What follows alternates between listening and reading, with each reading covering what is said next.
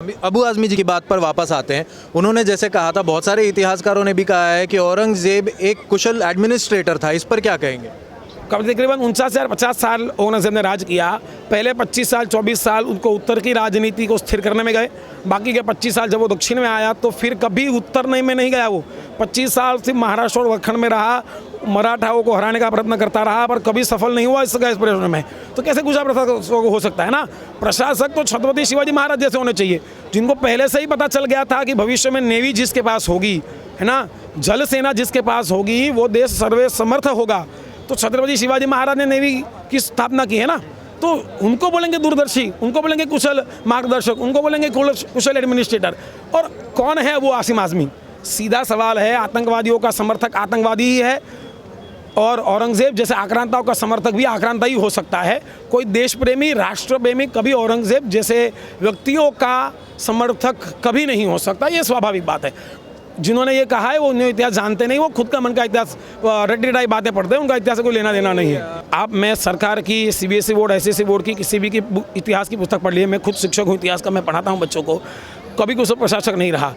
कांग्रेस के विजय वडेट्टीवार जी हैं, उनका अभी बयान आया हुआ है, आज का बयान है कि जो इतिहास में उसको पीछे छोड़कर आगे बढ़ना चाहिए। औरंगज़ेब की कब्र पहले हो चुकी, अब आगे की बात, आगे की सुध लेनी चाहिए। उसके पीछे के ऊपर लगे हुए लोग नहीं, क्या है, मैं किसी महान व्यक्ति ने कहा है कि जो व्यक्ति, जो समाज, जो देश, जो राष्ट्र अपने इतिहास को भुला देता है, वो एक दिन इसी इतिहास का हिस्सा हो जाता है। विजय वडेट्टीवार और उनकी कांग्रेस पार्टी तो अब खुद एक इतिहास बनने वाले हैं, क्योंकि आप देख रहे हैं चुनाव में जनता उनको कितना हार दे रही है। महाराष्ट्र की धरती पर भी आपने देखा, तो वो खुद इतिहास होने वाले हैं। और जैसे जैसे औरंगज़ेब समर्थक विजय वडेट्टीवार जैसे छोटे मोटे नेताओं पर मैं कुछ टिप्पणी करूँ, वो मेरा खुद का अपमान होगा, इसलिए मैं उन पर कुछ बोलना नहीं चाहूँगा। पर वो खुद इतिहास बनने वाले, इसलिए उनकी बात को सुनना नहीं चाहिए। वो सिर्फ कभी कभी 2-3 महीने के बाद वो न्यूज़ में बाइट देने के लिए आ जाते हैं, उनकी कोई वजूद नहीं है। फर्स्ट ऑफ ऑल जो इंडियन एजुकेशन पॉलिसी है, उसमें जितने सारे सिलेबस हैं, वहाँ से जितने भी मुग़ल एम्परर हैं, सम्राट हैं, उनके बारे में मेंशन किया गया है और हमें पढ़ाते आए हैं बचपन से सारे स्टूडेंट। वहाँ से रिमूव करना चाहिए, उनकी जो महानता दिखाई गई है कहीं ना कहीं, वो रिमूव करना चाहिए न्यू एजुकेशन पॉलिसी में। और ये भारत है, यहाँ पे हिंदू इतनी मेजोरिटी में है और धीरे धीरे आप देखोगे जो उनकी रेशियो है डे बाय डे डिस्क्रीज हो रहा है। आप देख सकते हो बांग्लादेश में क्या हो रहा है, पाकिस्तान क्या, और कितने परसेंट हिंदू थे, अभी कितने परसेंट बचे हुए हैं। आज हिंदुओं के पास दुनिया में कोई देश नहीं, नेपाल छोड़ के, उनके पास बहुत ऑप्शन है। उनको 56 देश है, हमारे पास सिर्फ भारत ही है जहाँ हम रह सकते हैं। अगर इतनी हम माइनॉरिटी यहाँ पे मेजोरिटी में है, अगर हम लोग अगर नहीं अवेयर होंगे, हिंदू भाई यूनिटी नहीं होगा, तो धीरे धीरे माइनॉरिटी की तरफ चले जाएंगे। और फिर क्या होगा कि इस्लामीकरण, फिर जहाँ बोलते हैं ना कि उनकी जहाँ ज़्यादा प्रभाव रहती है, ज़्यादा मेजोरिटी रहती है, इम्पेक्ट करते हैं। जैसे आप मालवनी देख लो, मुब्रा देख लो, वहाँ पे क्या होता है, वहाँ पे आप नॉर्मल मीरा रोड देख लो, वहाँ पे नोटिस करो, ऑब्जर्व करो वहाँ पे कैसे लोग रहते हैं। कुछ लोग बोलते हैं BJP है, RSS है, बजरंग दल है, हिंदुत्व की राजनीति करती है, हिंदू मुस्लिम की राजनीति करती है। तो हिंदू मुस्लिम और BJP राजनीति करती है। सीरिया में तुम लोग आपस में मरे जा रहे हो, पाकिस्तान में आपस में मरे जा रहे हो, क्या हालत है वहाँ पे।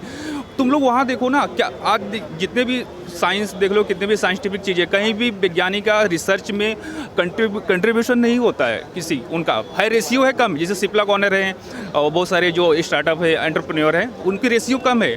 अब देखो, हम जितने भी साइंटिस्ट का नाम पढ़ते हैं वो सब यूरोप से कनेक्ट रहते हैं या अमेरिका से कनेक्ट होता है, उनका कुछ योगदान नहीं है। ओनली कंज्यूमर है, वो प्रोडक्शन नहीं कर पा रहे। प्रोडक्शन मतलब लाइक आप एम्प्लॉयमेंट क्रिएट नहीं कर पा रहे हो, लाइक फार्मिंग नहीं कर पा रहे हो, आप सिर्फ कंज्यूम कर रहे हो, लैंड कंज्यूम कर रहे हो और रिसोर्सेज कंज्यूम कर रहे हो, लाइक पेट्रोल एटसेट्रा। तो ये सारी चीज़ें हैं। तो हिंदुओं को यूनिटी बना के रहना चाहिए और उसके फ़ायदा बाकी लोग भी उठा रहे हैं और मुस्लिम भी उठा रहे हैं। तो सर, जैसे कि आपको पता है कि औरंगज़ेब की कब्र हटाना है, तो उससे मुसलमान विरोध कर सकते हैं कि हिस्टोरिकल है उनका, तो उनको चाहिए। तो उसी हिसाब से हमारा भी हिस्टोरिकल है कि शिवाजी महाराज के जो फोर्ट्स थे वो, तो उसमें विशालगढ़ एक फोर्ट है जहाँ पे बहुत सारे कब्रें हैं, और ऐसे बहुत सारे फोर्ट है जहाँ पे कब्रें हैं, वो भी इलीगल है, तो उसको भी हटाया जाए सबसे पहली बार। महाराष्ट्र की पावन धरती से जितनी हो सके उतनी जल्दी औरंगज़ेब जैसे आक्रांताओं की कब्र को हटाया जाए, ये हमारी मांग है। और इसके लिए आज हम आंदोलन करने के लिए यहाँ पर इकट्ठा हुए हैं।